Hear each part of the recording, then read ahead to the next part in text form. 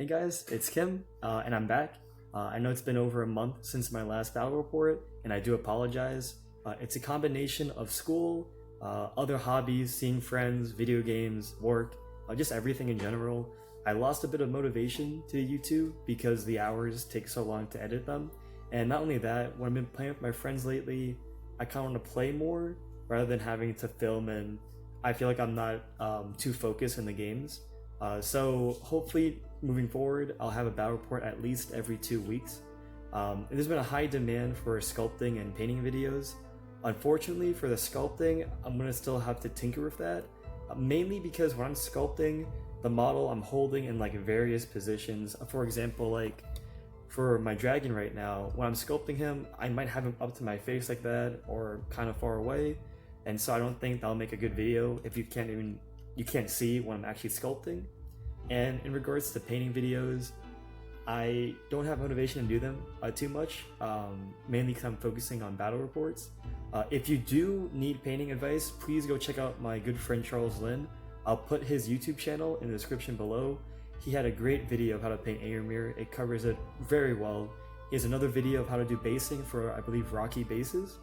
So please, if you need painting advice, check his YouTube channel out. And onto the main topic for this video. It's a 300 point battle report of Moria versus Khazad-dûm, so an iconic battle. Mainly we're doing 300 points because Javier is starting a new army, and we always do painted models on this channel. And not only that, I'm very rusty from not recording in such a long time that I forgot what my format was. So I slightly changed it up again. So I do apologize if some of the camera angles are strange. I'm definitely getting back to it. And for this battle report, it's more of a voiceover. I got a lot of comments and critiques. I think a lot more people enjoy my thoughts of why I did that, the tactics behind it.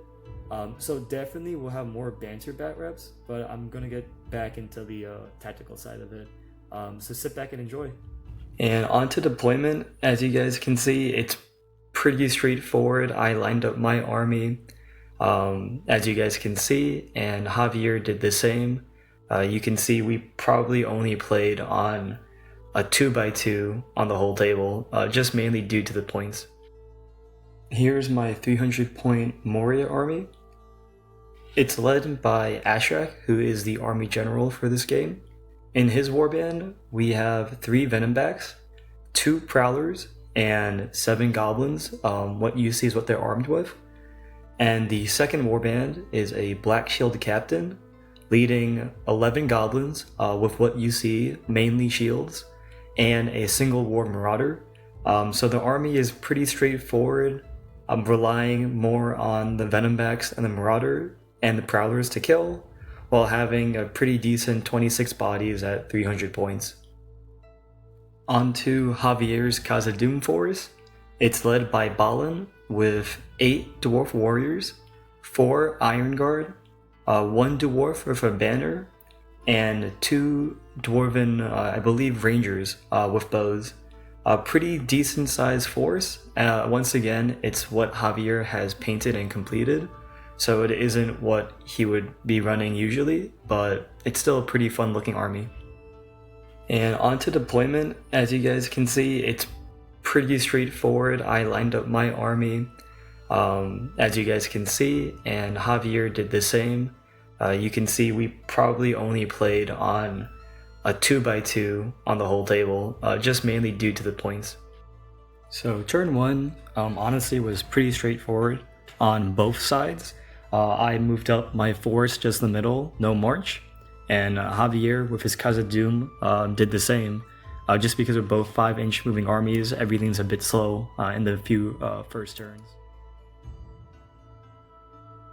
So on to turn 2, once again, pretty straightforward.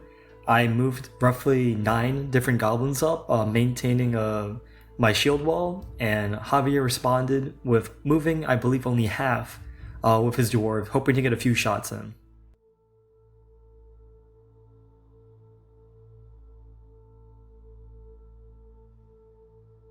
On to turn 3, the goblins once again got the priority, and I apologize for my arm. I didn't realize I was blocking some of the camera.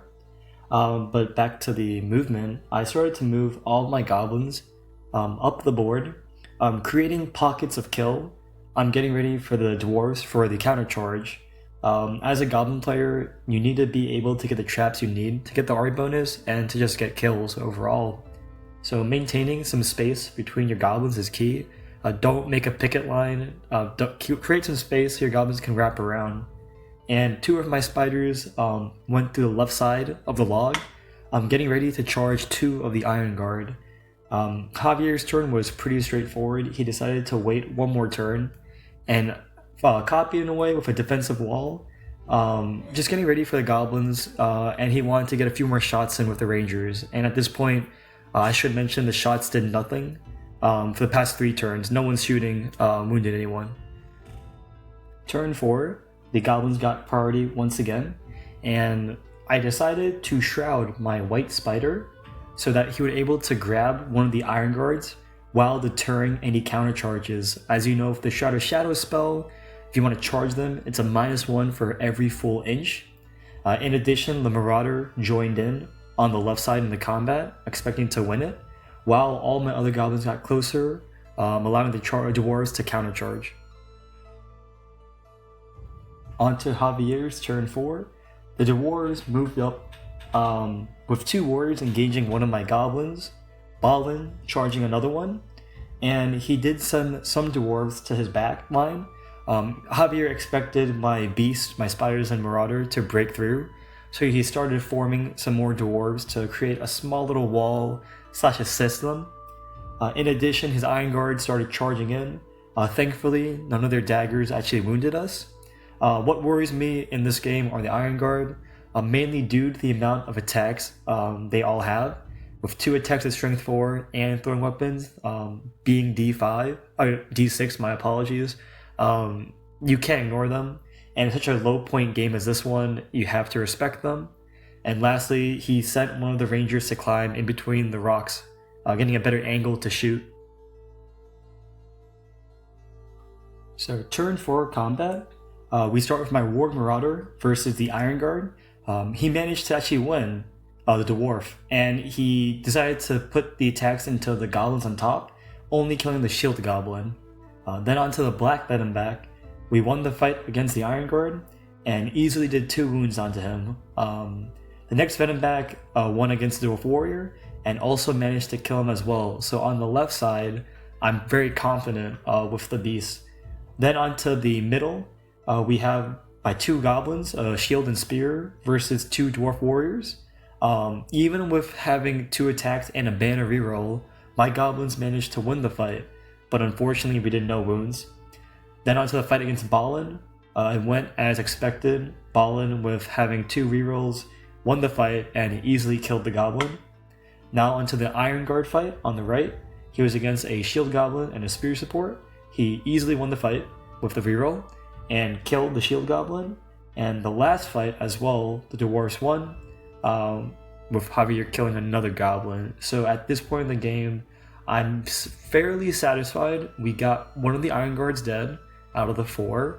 My beasts are in a good spot to wrap around, and my goblin wall is, it's still there. I expected actually more charges from Javier, so I am very thankful only a few combats happened this turn. So on to turn 5, the dwarves got priority, so I call a heroic move for my goblin captain, thankfully getting it with the roll-off.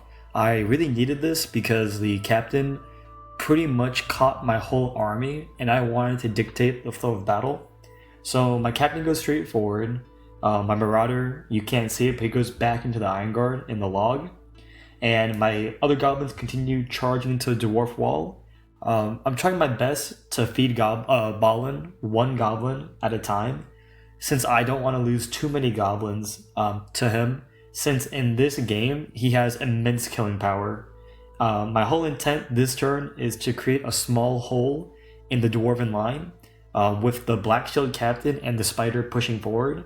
I do this so I can start swarming through and trapping the dwarves. As I do that, I start reforming my goblin line, as you guys can see with the remaining shield goblins who couldn't join the fight. I do this just in case I don't want Javier's Dwarves winning a few fights and then start surrounding me. And my 2 spiders in the back continue to push through the back line, charging the 2 Dwarf warriors, hoping to kill them both so I can tag either Balin next turn or the banner.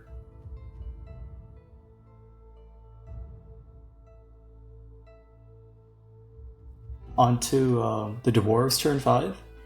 Not many models can move because my heroic moved, but the remaining 2 Iron Guard continues to charge. Once again, the daggers doing nothing, which is very good for me. I can't afford to lose any goblins to the dagger throws. And he manages to pass a courage test, and one of the Dwarf warriors in the back charges, I believe, the black venom back. He's just trying to kill one of the spiders because Javier, he knows he can't afford to let them in the back zone. And I get my last Prowler into combat with a Spirit Goblin. Those 2 were out of the heroic, and so was Ashrak. Since he's my leader, I decided to move him a bit closer to get some in the ways from the Lone Ranger Javier has placed in the Rocky Outcrop. It'd be a shame to give up leader points just for that. Onto the combat, Balin decides to call a heroic combat, and unbelievably, he doesn't manage to wound the goblin at all. I think he rolled a high of a 3, and he just needed a single 4 to kill it. And my goblin was trapped, so he was 4-dicing it. So Javier decided, after a minute or 2 of thinking, to burn the last might to win the combat. He wanted to save it rather than wasting a might for the heroic combat. After he killed the goblin, he simply moved to save his banner, peeling the goblin off, and easily Balin with the banner boy killed the single goblin warrior. Then we move along onto the Iron Guard fight against the goblin warriors. He easily wins and kills another goblin warrior. Then onto the next Iron Guard, who was fighting, in fact, 4 goblins, one being a Prowler. We lost the fight, and thankfully Javier couldn't roll a 4 with 2 attacks, so none of the goblins died. So the right side is looking fairly okay still. I have a lot of bodies. The dwarves are not pushing as fast as he wanted to, so it's looking very good for the goblins. Moving along with the white spider in the back, Javier decides to shield, and I believe I rolled a high of a 3, and Javier easily won it, pushing back the spider. Then we go on to the black spider, who we both rolled the 6s. We had the same fight value, so it was a roll-off. Thankfully, it went to evil, and my spider managed to kill one of the dwarf warriors.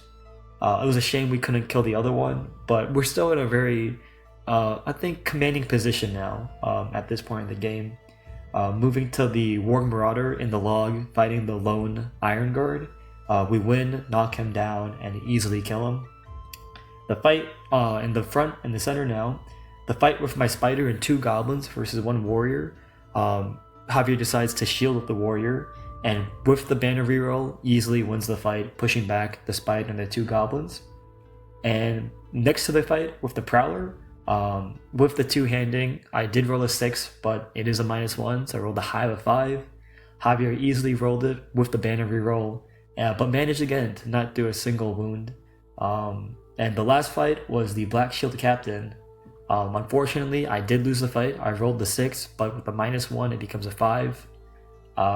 And I was debating whether to spend the might to win the fight, but I thought it was best to keep it just in case I don't make priority for next turn. So at this point of the game, I'm feeling fairly confident. I've lost a handful of goblins, but with 26, I still wasn't close to being broken, maybe halfway to being broken. But I took care of half the Iron Guard, so I'm very pleased with that. Balin is currently out of might, which is huge. I have the might advantage with 1 on the Black Shield Captain and 1 on Ashrak. And with the back line crumbling a bit, I was very pleased that I had 2 Venom backs in the back with now a free Warg Marauder. And I was feeling confident also because with the middle holding as well as it was, with now those creatures in the back being freed up, we could easily get better traps now. So I think at this point of the game, with Balin using so much of the might, I felt like I did have it. Although I still have to give respect to the Iron Guard. You can't discount them for how sturdy and strong they are. And Balin still was unwounded. He is still a beast in combat. And the banner were still alive. So some things, be aware of, but I was feeling in a commanding position at this point in the game. On to turn 6. The Dwarves get priority once again. And thankfully I have 1 point of might on my captain to call a heroic move. He's in such a good position that my whole army is essentially caught. And again, I want the fights. I want to dictate them essentially. Because to get through the high defense of the dwarves, I need to dictate who's fighting who. My beasts in the back zone start charging in, getting those traps I mentioned earlier. My white spider charges the banner, while my war marauder charges the warrior next to him. This is to prevent him passing the banner if he were to die to the spider. My black spider in the top does charge the last warrior up there, and the rest of my goblins just continue to charge in as many dwarves as they can. More specifically, the Iron Guard. I do not want them throwing those daggers in, so just charging in to tie them down is the best I can do. And Balin, I do feed a single goblin to. He no longer has might, so I'm in a very good position where if I can kill 3 dwarves this turn while trading 1 goblin to Balin, I'll take that. I don't want Balin fighting my spiders at all because he could easily kill them, and at this point in the game, they literally are the heart and soul of this army. They're the ones killing all the models. They're causing all the, headaches that Javier has to deal with. So every spider alive is me closer to winning the game. On to combat turn 6. The Goblin versus the Iron Guard. Javier wins it, but doesn't kill my Goblin, thankfully. The next Iron Guard fight, I actually do win, and my Prowler easily kills the Iron Guard with 2-handing. Officially, there's 1 Iron Guard left on the table, so I'm very excited about it. Onto the Balin fight versus the Prowler. Shockingly, even with 2 rerolls, the Prowler wins the fight, but I can't wound Balin just due to his high defense value. Moving along to the War Marauder fight, I win, and with 6 dice at strength 4, we easily kill the Dwarf Warrior. Then it's perfect time, we go to the banner combat with my White Venom back. With 2 attacks with no minuses, we easily win the duel. And with 2 strength 5 attacks with the Venom key special rule, we kill the banner. And this is officially the Dwarf army being broken. So I'm in a very good spot. I'm still, I think, 5 to 6 models away from being broken. So I'm getting close to, but we broke the Dwarf player first, which was huge. Moving along to the Dwarf fighting 4 goblins. We actually managed to win and re-roll the 6s and kill them. So it's looking even better. We finally punched a hole through the Dwarf wall. It's looking great. My Black Shield captain, on the other hand, once again loses the fight with the -1. I keep rolling the 6, but it's actually a 5. And Javier rolled the 6 shielding. Onto the Black Spider in the center versus the single Dwarf Warrior. Javier decides to strike and not shield. Just in hopes of putting a few wounds on them. Though my spider manages to win the fight, and again with 2 attacks Venom, we easily kill the Dwarf Warrior, so it's looking very good for the goblins at this point in the game.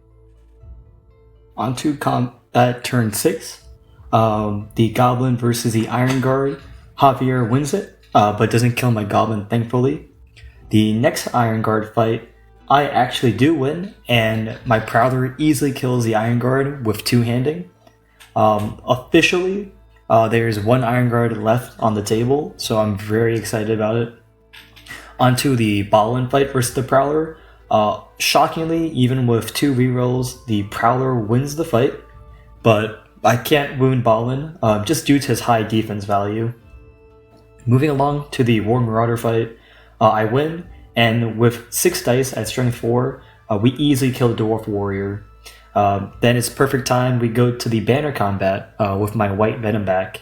With 2 attacks with no minuses, we easily win the duel. And with 2 strength 5 attacks with the Venom key special rule, we kill the banner. And this is officially the Dwarf army being broken. So I'm in a very good spot. I'm still, I think, 5 to 6 models away from being broken. So I'm getting close to, but we broke the Dwarf player first, which was huge. Moving along to the Dwarf fighting 4 goblins. We actually managed to win and re-roll the 6s and kill them. So it's looking even better. We finally punched a hole through the Dwarf wall. It's looking great.